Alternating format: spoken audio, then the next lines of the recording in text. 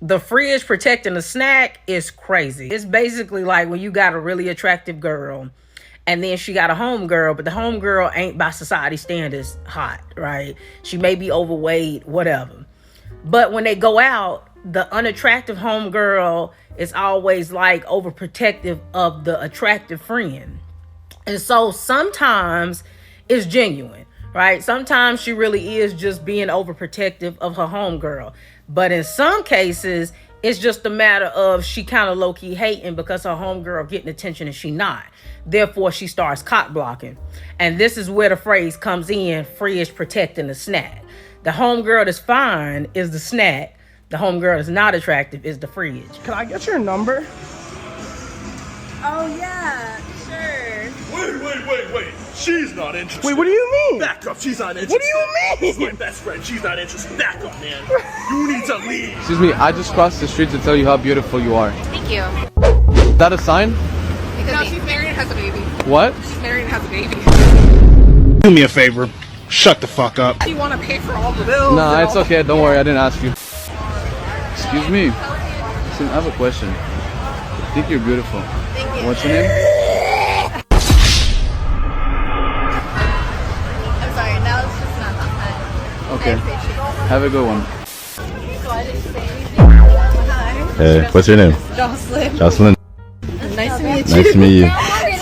Wait, give me your number. Sorry. Sorry. Excuse me. I need to know your name before you leave. No, she doesn't want your name. No, she does. Do you like to paint? Yeah. Have a perfect date idea. Tell me if you like this. And I'm gonna draw, and then you're gonna paint my drawing. Yeah, that's a good one. I did? Good one, yeah. I like this. Excuse me. I got blinded by your beauty. Thank you. What's your name? I'm Maya. I'm Daniel. Nice to meet you, Ma. Nice to meet you. Where are you from? I'm from here. What about you? I'm from here as well. Oh, cool. Wait, are you? I thought you were really attractive. I saw you from far and I just want to come over here and ask for your number. Hey buddy, she's not interested. Excuse me? She's not interested. Oh no, I'm talking to her. I'm not talking to We're you. good. She doesn't need a man, so just leave us alone. I'm so confused right now. I was asking her for her number. I was never involved with you. Yeah, and I'm answering for her if you don't mind. She's not interested. Now get I'm lost. sorry, do we have a problem or something? I'm so confused. Dude, do you not speak English? Get the hell out of here. She doesn't want you. Yeah, I speak English, but I asked her the question. Please don't answer for her. Just answer for your own body, okay? How many times do I have to tell you? We're not interested. It's not we. It's not we. You better be speaking French. Oui. Comment ça va, ça va bien? I'm talking to her. I'm talking to her. I'm not talking to you. She has a specific type, and it's not you. So she's not gonna talk to you. Dude, what are you her legal guardian? Amy, stop talking to this guy. He's not good for you. Look at him. Are you like, there's something wrong with you? Ma'am, you're built like Big Hero 6. You're 458 pounds. You're a gorda, you're a torta, and you're talking like you're a 10 out Hey, of you're making my friend really uncomfortable. You know this joke? Skinny girl walks into a room, guy flirts, but wait, here comes the fat friend, blocking the guy, blocking the vibe, blocking the snack. Yup, she's the fridge, and the snack, her friend. Funny, right? Except, not really. Welcome to a story we've all seen before, where fat bodies are jokes and thin bodies are prizes, where the fridge friend trope isn't just about blocking a man, it's about decades of body shaming dressed up as comedy. So, let's break it down. In viral TikToks, Reels, even sitcoms from the early 2000s, we constantly see this setup. Thin woman equals pretty, polite, desired. Fat woman equals loud, jealous, bitter. Man, entitled, confused, caught in the middle. And what's her crime? Not being desirable, not stepping aside fast enough, not apologizing for existing. She's not seen as a friend, she's an obstacle. Worse, she's often blamed for being insecure, as if her body is a social offense. These jokes always follow the same beat. The guy is flirting, the fat friend steps in, she's labeled controlling, aggressive, or secretly jealous. The audience laughs. Haha, fat women block access to thin women. Fat women are bitter. Fat women can't be wanted, so they guard those who are. But when a body becomes a punchline over and over again, what does that do to the people watching who live in that body? I think you're fat. Yeah, It's just my opinion. I'm not bullying you. I'm true, just giving you a I think you're ugly. I think you're fat. This trope didn't just fall out of a meme generator. It's rooted in deep cultural scripts. Number 1. During colonization, European beauty ideals, thinness, light skin, dainty features were imposed and reinforced across continents. In many African, Asian, and indigenous cultures, fuller bodies once symbolized wealth, fertility, and power. But colonialism rewrote the rules. Western media, Hollywood, fashion, advertising told us thin means civilized, fat means undisciplined, uncultured, undesirable. From the 90s to early 2000s, fat characters were almost always comic relief. Friends had Fat Monica, which was a joke version of real Monica. Maybe he keeps bothering you so much because he likes you. It's like in first grade when Skippy Lang would always push me on the playground because he secretly had a crush on me. Oh, Monica, you think Skippy liked you? Honey, all those boys out of bed to see if he could knock you over. I wonder why Ross said that he died. Oh, maybe he was getting him confused with his childhood therapist. You saw a therapist? Mm-hmm. Yeah, he used to have this recurring nightmare. It just really freaked him out. Mom, where was it? Said I was going to eat him. There she is. I'm gonna eat Monica. Shut up! The camera adds 10 pounds. So how many cameras are actually on you?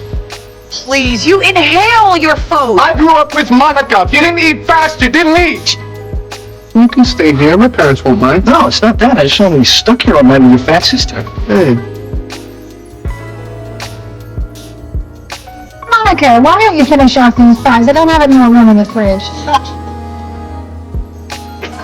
Oh. No, thank you. Well, Judy, you did it. She's finally full. Monica is Ross's sister. You know, Ross's sister was really fat. That was me.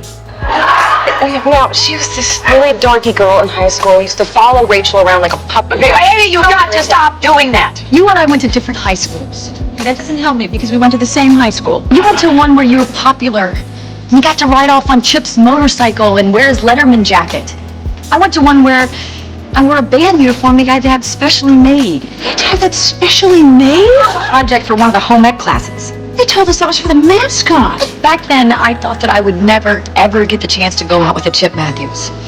And now he's called me up and asked me out. And the fat girl inside of me really wants to go. I owe her this. I never let her eat. Remember that guy Will Colbert from high school? No. He was in Ross's class, marching band, was kind of overweight. Well, really overweight. I mean, I was his then friend. And there's big kid's bike. This is so exciting. Oh, yeah, I remember mine. It was my 6th birthday. My dad took me to the park and I got on it and it bent. Yeah. It's great. Doesn't count. That so counts. Cheater, compulsive eater. Oh my God. He still tells the story about how Monica tried to escape from fat camp. I wasn't escaping. Then how'd you get caught in the barbed wire? I was trying to help out a squirrel. You were trying to eat it. Do you really like it? Are you kidding? I practically spent my entire childhood at the arcade. This is like, oh my God, this is like my 2nd favorite game. Oh really? What was your first? Well, I don't really remember the name of it. What would it do? You put a quarter in and, pull some handles and you win like a candy bar or something. A vending machine. Why do you want to play this game so badly? Yeah, it's not like it spits out a Clark bar after every game. Hi, Chandler. Oh my God. What's the matter? Is there something on my dress? You look so different. Terrific. That dress, that body. Dude. Sorry. Oh my God, that was so awesome. You totally got him back for calling you fat. He was just drooling all over you. That must have felt so great. Well, it didn't. What? Yeah, I look great. And yeah, I feel great. Yeah, my heart's not in trouble anymore. Blah, blah, blah. I just don't feel like I got him back. Pitch Perfect gave us Fat Amy. Her name was literally a joke. What good singers? What? Hi. Can you sing? Yeah. Can you read music? Yeah? Can you match pitch? Try me.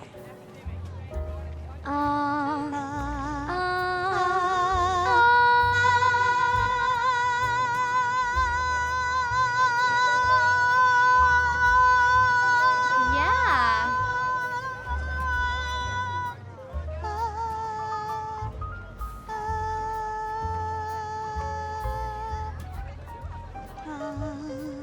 That was a really good start. I'm the best singer in Tasmania, with teeth. Love it. What's your name? Fat Amy. You call yourself Fat Amy? Yeah, so twig bitches like you don't do it behind my back. I will. See you at auditions, Fat Amy. The Nutty Professor, Shallow Hull, No Beat, Fatness as Costume, Spectacle or Shame. Need that IV ticket now! Give me 4 cc's of Ambithol. I don't know how much more he can take. Need the EKG card in here now. Blood pressure 180 over 110 and still climbing. What's the status? He's getting fatter. We can't stop. Oh my god! Oh my god, he's gonna I'm getting out of here! What's going on?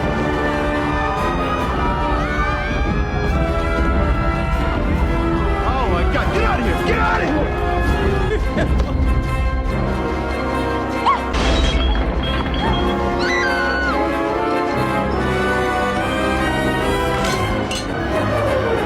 Oh my god!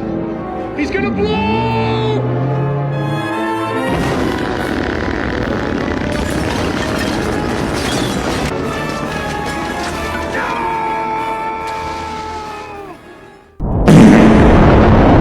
Excuse me, ma'am? We have a 300-pound weight limit. I don't weigh no damn 300 pounds. I weigh 165. How you doing? What's that? It's Respucia. I'm gonna show you how a bitch go down a slide.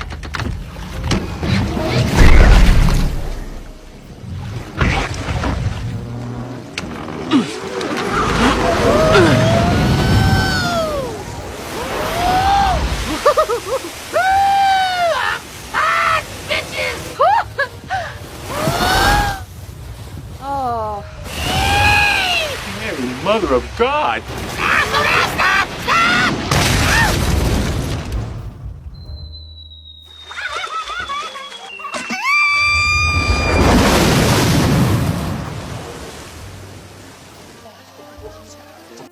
The fat friend was never the love interest, she was the gag. Pop culture thrives on female rivalry, and the fridge friend trope plays into this. Oh, she's just jealous. She hates when I get attention. She wishes she were me. It paints fat women as threats, not allies, and thin women as victims of their jealousy. Here's what happens when your body is treated like a joke for years. Number 1. Internalize shame. You start laughing at yourself before others do. You deflect compliments. You post self-deprecating captions to avoid being dragged. Second, social withdrawal. You start fading in photos. You avoid certain events. You stop speaking up because someone might bring up your body again. 3. Disordered behavior. Restrictive eating, binge eating, yo-yo dieting. You internalize that thin means you're worthy and you spend your life chasing it. Number 4. Friendship tension. The jokes don't just come from strangers. Sometimes they come from the people next to you. People who say they love you but still send memes that make fun of you. This is where defenders jump in. It's not that deep. Oh, you're being too sensitive. It's comedy. Lighten up. I joke about everyone. Let's be clear. Comedy isn't neutral. It reflects what society allows and who it targets. We rarely make jokes about thin women's bodies unless they are too thin. But fat bodies, it's fair game. Why? Because society already sees them as less worthy. because that punchline doesn't just challenge power, it reinforces it. Okay, fat jokes! You wanna do fat jokes? Alright, your mother's so fat, bitch need a Thomas guide to find her asshole! After sex, I roll over twice, and I'm still on the bitch! Hey, get off the stage, man. You ain't so. Your mother's so fat! Her belt size is equator! Okay, so it's just jokes, right? But here's the real world impact. Fat phobia in healthcare means delayed diagnosis, assumptions of laziness, doctors blaming weight for everything. Fat phobia in dating, fetishization or invisibility, never just human connection. These are people that could never understand what it's like when you don't even like the body that you're living in. You will never understand what it's like to wake up every day and hate what you look like. You will never understand what it's like to just want to take yourself out of the body just so that you could feel like you're attracted to yourself. Last night, I helped film a podcast episode. Now, this is a podcast I have been a part of since the beginning when they first started in 2023. Given the nature of the podcast, we understood going into it that it was going to be about relationships, sex, all of that type of things. Auntie ended up giving me a note card to write down a question. And the question I posed was, do you think men are ashamed to date plus size women? And to my surprise, one of the hosts of the podcast responded with something along the lines of, well, of course I would have sex with a plus size woman, but I'm not going out in public with a plus size woman. I'm not bringing her home. I'm not doing that. Just go to the gym. Just this, just that. To my surprise, by the way. Now, to be clear, this specific person typically has controversial perspectives when it comes to these questions. To be fair, I understand that certain topics and certain answers have to be said to draw controversy and to draw in an audience and to increase engagement. I understand that part. However, the way he responded, you could tell it was some truth to it.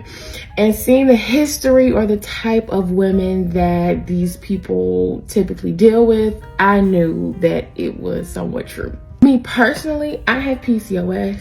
I'm in the process of getting endometriosis diagnosis. I have been on the bigger side most of my life. Granted, I want to make this clear. I know that there's women that are bigger than me that experience fat phobia on a completely different level. I carry my weight very, very, very well. I'm close to 300 pounds. Yes, I'm going to tell you. I'm close to 300 pounds, but I am 5'10", okay? You cannot tell. And so I'm often reminded by friends or some family members, just some people in general, like I can't even tell that, yeah, you look thick, but I can't tell that you're that big. So some people don't believe that fat phobia really finds me, but it does. I want to acknowledge the women that experience it in every sector all the time and they can't escape it, or they're just not comfortable dating as a plus size woman, right? While I understand that some people may think this is a nuanced conversation, it's really not. Fat phobia exists, and it exists in all sectors of life. And so when we talk about dating and relationships, we have to be careful with the things that we say and how we say it, okay? Because we don't know how somebody else is affected by it, okay? For me personally, I have not been in many relationships. I've talked to several dudes, but I have not been in many relationships. However, it makes me wonder, how was I really viewed in that relationship? Or when I was talking to that person, were they really truly attracted to me, or was I just a piece of meat? Was I just an easy piece of meat? Not just because I'm big, but because I'm insecure in that, right? I'm not very confident in the way I look. I just feel like the way we talk about plus size women, it hurts my little heart. Like, I'm not gonna lie, I'm disheartened by it. I'm upset by it. I wanted to cry. I'm not gonna lie.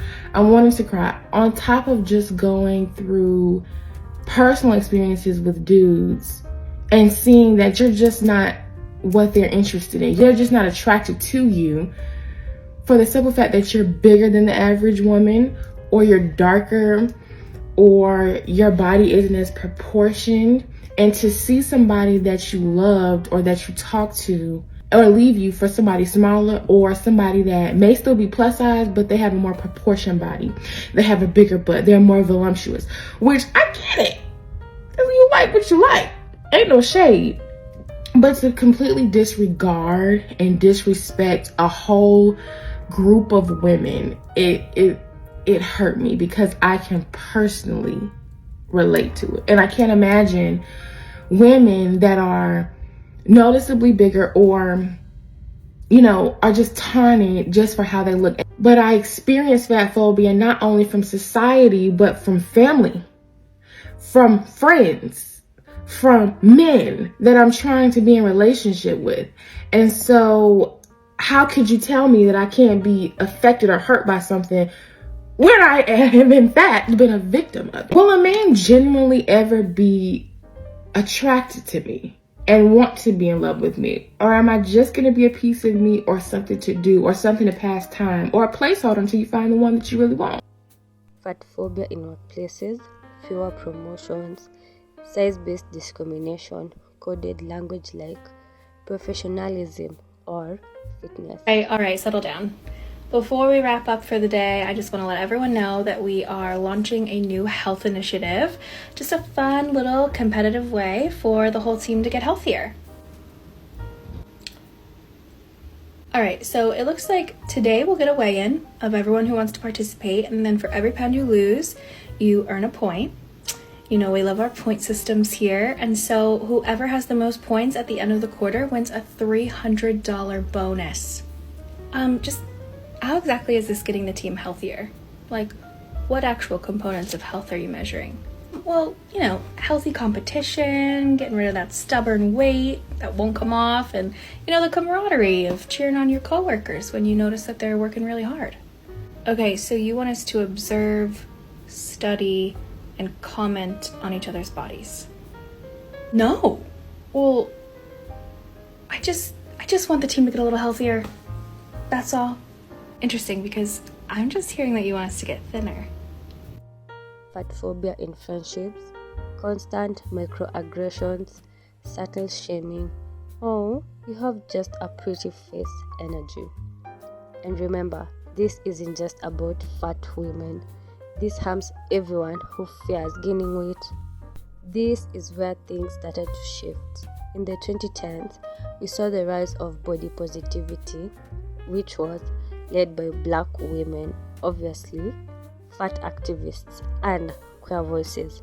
Creators like challenge the status quo.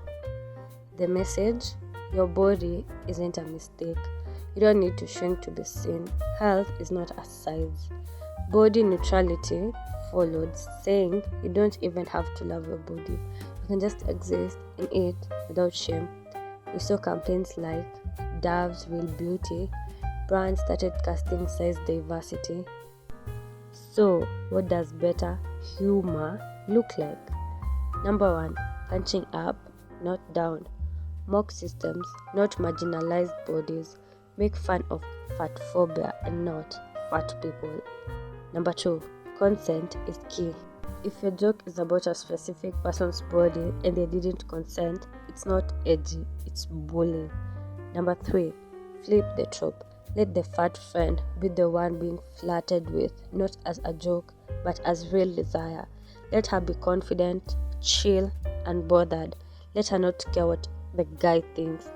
Number 4, center fat joy. Comedians like Sydney Washington, Nicole Byer, and Monique are flipping the script with nuance and wit, not self-hate. So, what do we do now? We question our laughter, interrupt the trope, create content that uplifts, not diminishes, call out lazy humor, tell new stories your bodies aren't the joke, support creators who reflect real diversity, hold space for people to unlearn shame, because humor isn't the enemy, but cruelty wrapped in a punchline. That's something we can leave behind. If you've ever been the fridge friend, the butt of the joke, or the one who laughed too quickly, you're not alone. So the reason why men hated Mike and Molly so much is because both of the leads were overweight. It's not just misogyny, because if you look at the reviews for the show, Mike Gardell, who's the male lead, was mocked just as much as Melissa McCarthy. I saw a number of top reviewers saying, oh, nobody wants to see them jiggle around. They were equally disparaged as part of the equation of what made the show, quote, unwatchable. It all goes back to that idea that your partner reflects you. A lot of men love to hate this show because of the reality that your female partner is going to look like you, not, a 10 to your 5. This person on a message board about Mike and Molly really said it best. They referenced that quote on House. Oh, I heard that on House, 7s attract 7s, 3s attract 3s, and so on. But having money can move you up a couple notches, which is why Bill Gates looks so sexy. And the guy responds, yeah, I think it's not so much attract, but this is the best I can do. This is why money and fame break the like attract like rule. Men love those fantasy sitcoms, like The King of Queens, where the guy is overweight and average looking and he's got a smoking hot wife, and yet Doug isn't some millionaire. He's an IPS delivery guy. So he's a working class guy who's landed a woman who is 10 times above him in the looks league, and she still does everything for him. And those who have watched the show know that there are several episodes centered around Doug being worried about Carrie gaining weight because her mother was very overweight. What's the matter? Oh, I guess I'm a little tired from being so fat. Come on, Carrie, I should have never brought this up. Stupid picture. What picture? When your dad was showing me the albums, there was this picture of your mother, and I just... Oh, I get it. So because my mom gained a lot of weight, you're afraid I'm going to? No, not afraid, just mildly aware.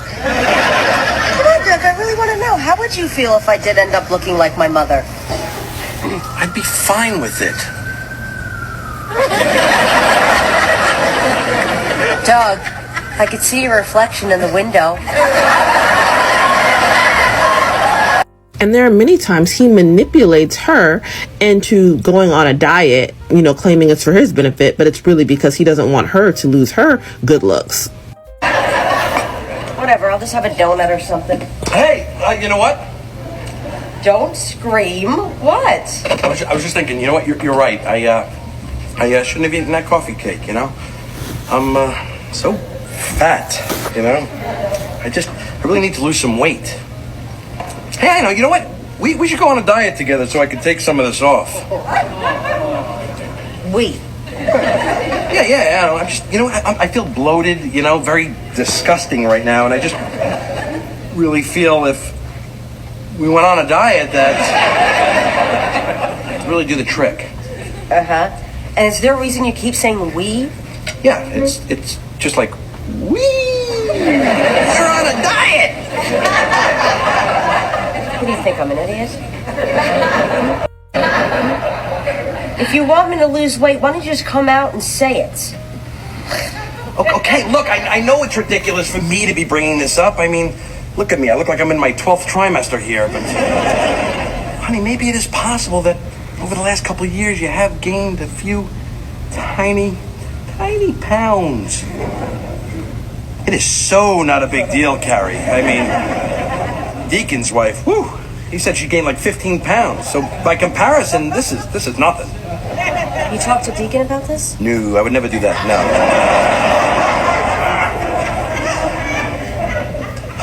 Honey, I shouldn't have ever brought this up. I'm sorry. You're right. Maybe I have put on a few pounds, but I will take it off. Only if you're okay with it. I said I would, I will. Okay. And so she does it. She's still cooking him large fattening meals like spaghetti, and she's sitting over here eating Dover sole and a side of salad to please her husband. But why is Doug going so hard on her? I've told you a million times, men look for identity in the women that they're with. Okay, if you're a 10, he feels like he's a 10. He's a big baller because he pulled you. But if a man looks at a woman who reflects accurately where he is in life, he gets angry. And this is why oftentimes darker men are the most colorist, fatter men are the most hard on women for their weight, because they have issues with themselves. They hate themselves and they don't want you reflecting their reality back at them. Okay? They want to see a fantasy. And the other reason why Doug wanted Carrie to stay in such stellar shape is she's all he has to make his life look good, look enviable.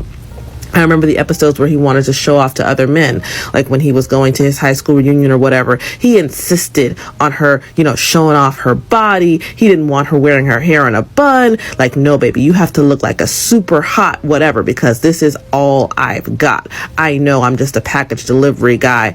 I'm just a working class guy who lives in Queens. You're my prize. And guys love to watch these shows because they like to normalize the idea that a guy who looks like this is gonna get a 10 out of 10, But it's not reality. But the reason they're so into that fantasy is because they do hate themselves and they want somebody who's going to distract them from their current reality, because they don't want to change, but they also hate where they are. And they hated Mike and Molly because that show is a reminder that most guys are not going to hit the lottery. Most guys aren't going to be able to get out of their, quote, looks league. And guys are the main ones always talking about them. Oh, you need to be realistic about what you look like and who you can attract. I will add a caveat. I don't feel like 7s attract other 7s.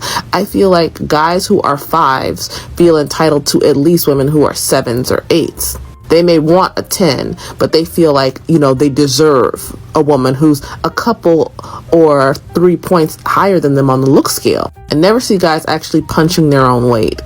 And that's exactly what Mike and Molly does. These people are perfectly aligned. They look the same, and guys hated that.